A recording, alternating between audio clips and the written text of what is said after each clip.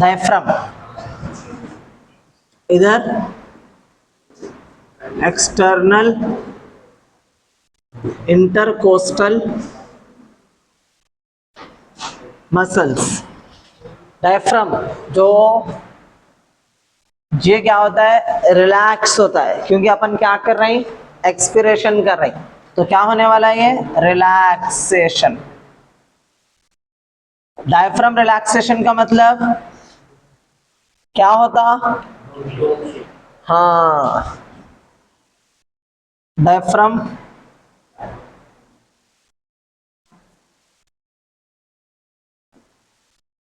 साथ में लिखना, moves, diaphragm moves upwards and become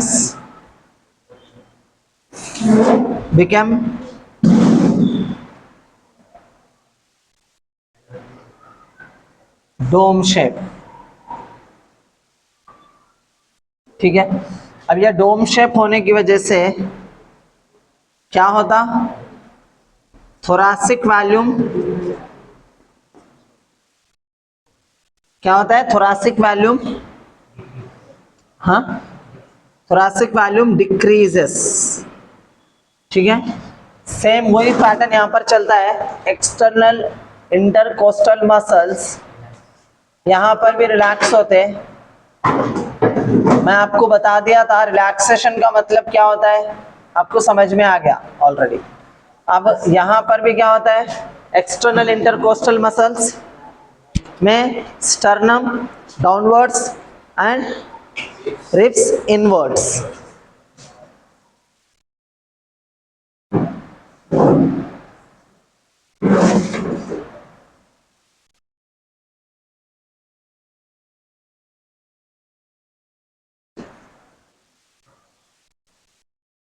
sternum inwards and ribs inwards। चलिए इसको अपन काउंट नहीं करेंगे। चलिए अब क्या होता है जिसकी वजह से आपका थोरासिक वॉल्यूम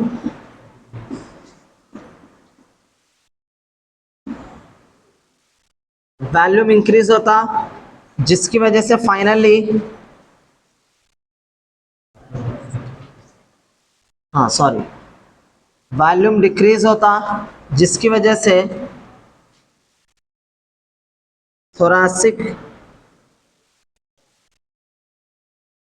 प्रेशर डिक्रीज होता। जब थोरासिक प्रेशर डिक्रीज होगा, अरे सॉरी थोरासिक प्रेशर इंक्रीज होता तो क्या होता, air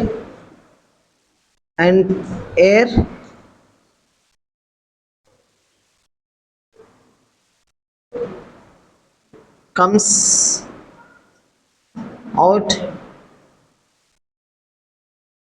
from the lungs and enters into the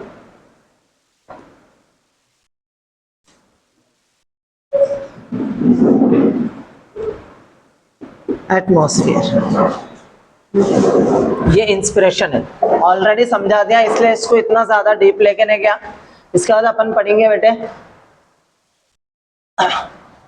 inspiration expiration के अंदर फोर्सफुल इंस्पिरेशन आता, फोर्सफुल एक्सपिरेशन आता, टाइडल वॉल्यूम आता, यानी pulmonary volumes and pulmonary capacities पढ़ना है आज अपन को।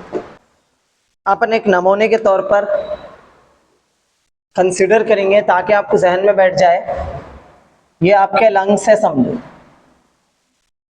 ठीक है, ये एटमॉस्फेरिक प्रेशर है, ये एटमॉस्फेयर है। अगर यहाँ पर 758 है, मतलब एटमॉस्फेयर, ये इंस्पिरेशन की बात चल रही, अपन इंस्पिरेशन और एक्सपिरेशन दोनों के साथ पढ़ेंगे। इंस्पिरेशन ये लंग्स है, एटमॉस्फेरिक प्रेशर 758 है, और अंदर का यहाँ पर एटमॉस्फेरिक इंस्पिरेशन में एटमॉस्फेरिक प्रेशर 760 कंसीडर करेंगे तो अंदर कितना रहता 758, जिसकी वजह से क्या होने वाला है, एटमॉस्फेरिक प्रेशर को मिलीमीटर पर एचजी मेजरिंग यूनिट है, मिलीमीटर पर एचजी। तो क्या होता बोलो, atmospheric pressure enters into the lungs, atmospheric pressure enters into the lungs because there high pressure and here low pressure। ये कब हो रहा है, ये इंस्पिरेशन, अभी इसका नहीं कर रहा हूं मैं डायग्राम, ये इंस्पिरेशन लिखा देखो इंस्पिरेशन। अब इसका उल्टा होने वाला है किसमें, एक्सपिरेशन में। अब बताओ ये लंग्स है,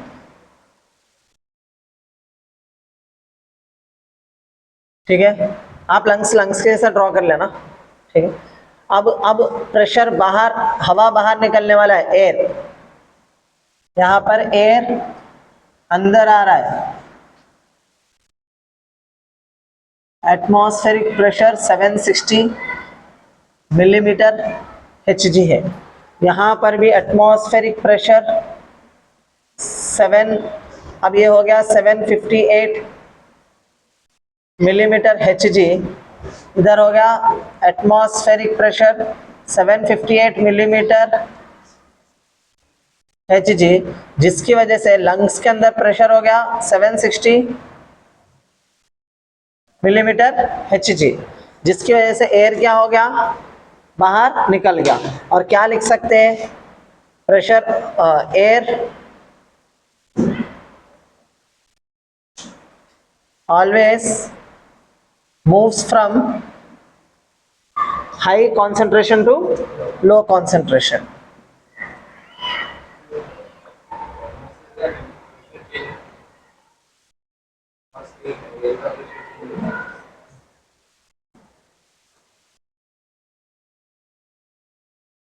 ऐसा कर सकते हैं अपन, यहाँ 760 माने ना,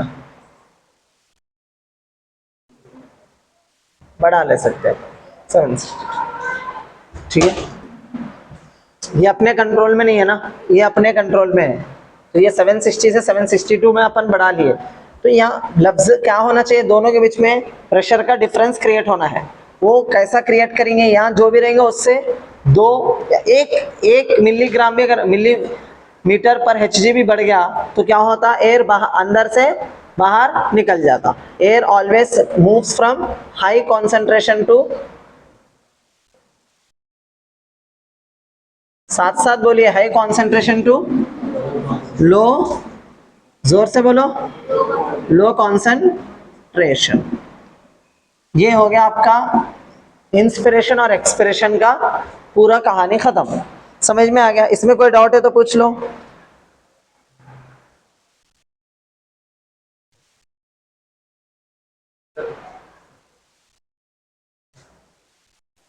जी जी बोल। हाँ वो भी लिख सकते हैं। मैं एयर का मूवमेंट बताना है, high pressure to low pressure भी बोल सकते हैं। मैं एक्चुअली एयर मॉलिक्यूल्स को कंसीडर करके लिखा सेंटेंस, आप इसको ऐसा भी लिख सकते हैं, air always moves from high pressure to low pressure, towards low pressure.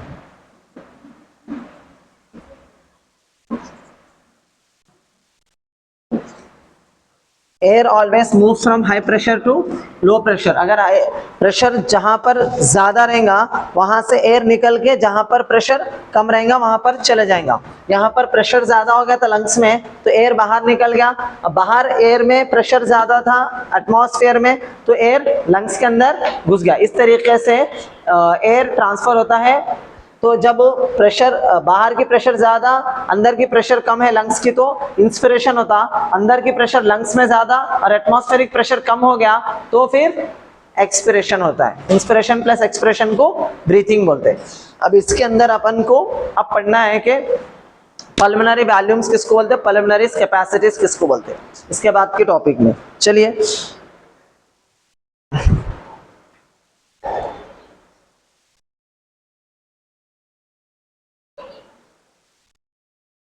Upon inspiration क्या है, एक्सप्रेशन क्या है पढ़े।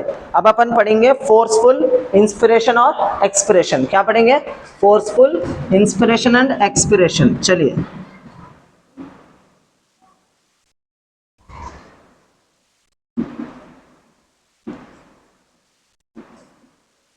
फोर्सफुल इंस्पिरेशन किसको बोलते हैं? जब अपन योगा करेंगे, एक्सरसाइज करेंगे, कोई अदर एक्टिविटीज करेंगे, तो अपन को क्या करना पड़ता, एक्स्ट्रा इंस्पिरेशन करना पड़ता, ज्यादा एयर अब्सॉर्ब मतलब अंदर इनहेल करना पड़ता। जब योगा करते हैं तो जबरदस्ती एयर को अंदर खींच रहे हैं,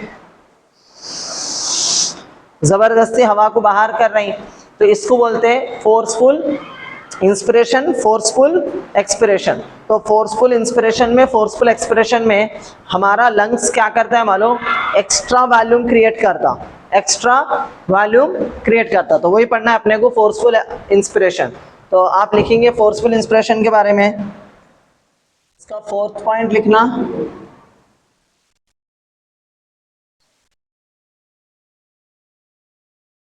नॉर्मल रेस्पिरेटरी रेट जो है 12 to 16 टाइम्स होता है पर मिनट। याद रखना इस बात को। एक नॉर्मल रेस्पिरेटरी रेट कितना होता, एक आदमी नॉर्मल कंडीशन में 12 से 16 बार सांस लेता और छोड़ता, समझ में ना। एक इंस्पिरेशन और एक्सपिरेशन मिला है तो एक ब्रीथिंग होती है, ठीक है। ब्रीथिंग में इंस्पिरेशन भी आता है, रेस्पिरेशन है, स्टार्टिंग क्लास में समझा दिया था ये बात है। 1 ब्रीथ इज इक्वल टू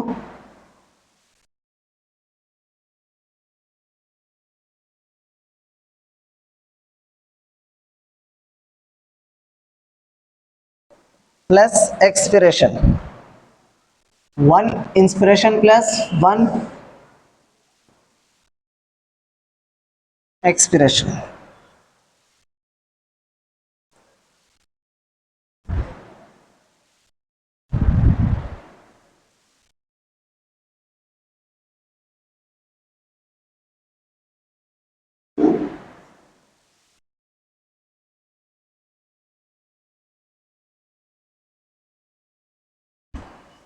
बेटे यहाँ पर एक पॉइंट और लिख लेंगे अपन, एक साथ हो जाता, सलीके से लिख ले सकते हैं। फोर्सफुल इंस्पिरेशन आपको रहने दो, फोर्सफुल इंस्पिरेशन को अलग, फोर्सफुल एक्सप्रेशन को अलग लिख लेंगे। चलिए ठीक है, यहाँ तक समझ में आया? यहाँ तक कोई डाउट है? नहीं है ना। हाँ, अब यहाँ पर एक छोटा सा आपको फोकस करना है। नॉर्मल इंस्पिरेशन के टाइम पे जो वॉल्यूम होता है, नॉर्मल इंस्पिरेशन के वक्त जो वॉल्यूम होता है वो 500 ml होता है। जब आप फोर्सफुल इंस्पिरेशन करते हैं तो 2500 ml होता है। आपके वॉल्यूम की कैविटी पढ़ेंगे अपन आगे पल्मोनरी वॉल्यूम्स के अंदर। यहाँ पर इतना लिखो, normal inspiration, normal inspiration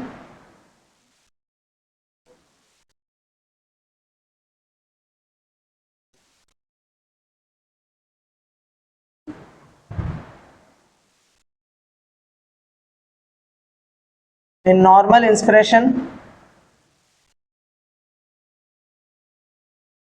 pulmonary volume is 500 ml.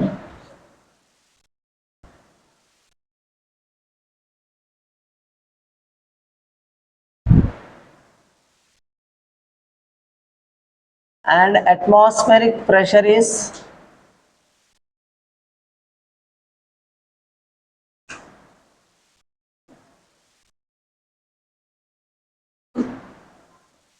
760 millimetre Hg।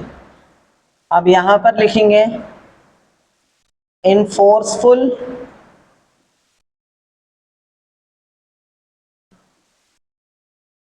Inspiration, forceful inspiration में जो वॉल्यूम हो जाता है pulmonary volume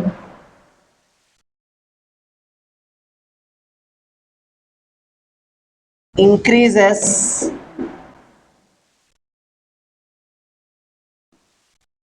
up to 3500 ml।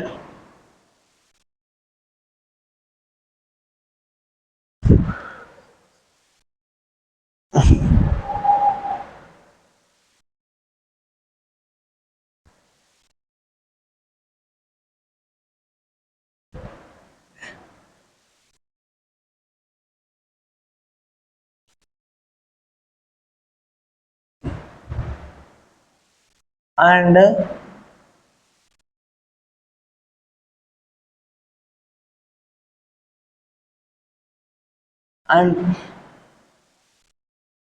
intrapulmonary pressure and intrapulmonary pressure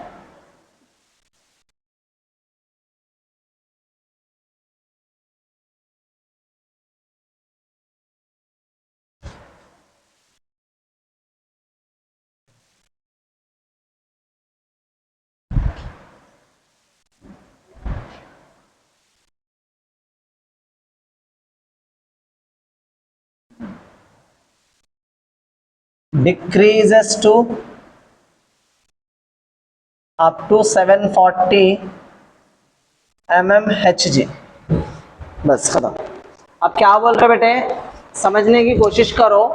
एक ब्रीथ में वन इंस्पिरेशन और एक्सपिरेशन मिला तो एक ब्रीथ होता। नॉर्मल इंस्पिरेशन में पल्मोनरी वॉल्यूम 500 ml रहता। फोर्सफुल इंस्पिरेशन में पल्मोनरी वॉल्यूम इंक्रीज हो जाता है, वॉल्यूम इंक्रीज हो जाता है। पल्मोनरी वॉल्यूम जो है ना, मतलब कितना हवा अंदर जा सकता, जबरदस्ती हवा अंदर खींच रही, तो 500 ml के बदले में कितना हो जाएगा, 3500 ml हो जाता है। 3500 ml भी बढ़ जाता और साथ में उनकी पल्मोनरी वॉल्यूम का जो प्रेशर जो है ना, वॉल्यूम बढ़ने से प्रेशर कम हो जाता। तो 760 से कितने आ गया आने, 740। नॉर्मली कितना था, अपन जो कैलकुलेट हिसाब लगा रहे हैं 750 से 760 से 758 आता, बस उतना ही, इतने में खेल रहा था नॉर्मल टाइम पे, एग्जाम्पल के तौर पर। लेकिन जब अपन फोर्सफुल इंस्पिरेशन करते हैं तो 760 जाके क्या हो जाता, हमारा लंग्स का प्रेशर अगर 760 था, नॉर्मल इंस्पिरेशन के टाइम पे 758 था, तो आप क्या करें, जबरदस्ती इंस्पिरेशन करने से 758 जाके क्या हो गया, 740 हो गया नॉर्मल इंस्पिरेशन के टाइम पे। And atmosphere, sorry, intrapulmonary pressure लिखना था मेरे को।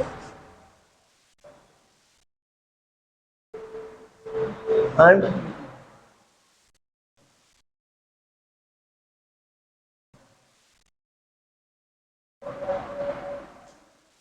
Intrapulmonary pressure is 758 mmHg। इसको अपन एक छोटा डायग्राम ड्रॉ करेंगे। ये आपका हो गया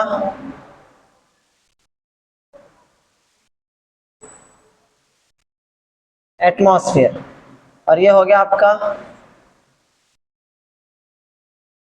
लंग्स। तो अभी मान लो यहां पर एटमॉस्फेयर में प्रेशर 760 है और आपके लंग्स में प्रेशर 758 है, तो ये क्या हो गया, नॉर्मल इंस्पिरेशन है।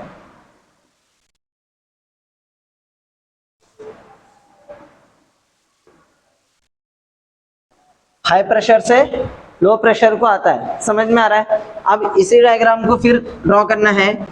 अब क्या हो गया, देखो ये फिर से एटमॉस्फेयर लियो, ये फिर ले लो आपका लंग्स है। तो हो रहा क्या, यहां पर आपके पास अब प्रेशर एटमॉस्फेयर में तो 760 रहता, इसमें कोई चेंजेस नहीं है, लेकिन वही एटमॉस्फेरिक प्रेशर आप क्या कर रहे हैं, अब जाके 740 हो जा रहा है, क्योंकि ये क्या है, ये फोर्सफुल इंस्पिरेशन है।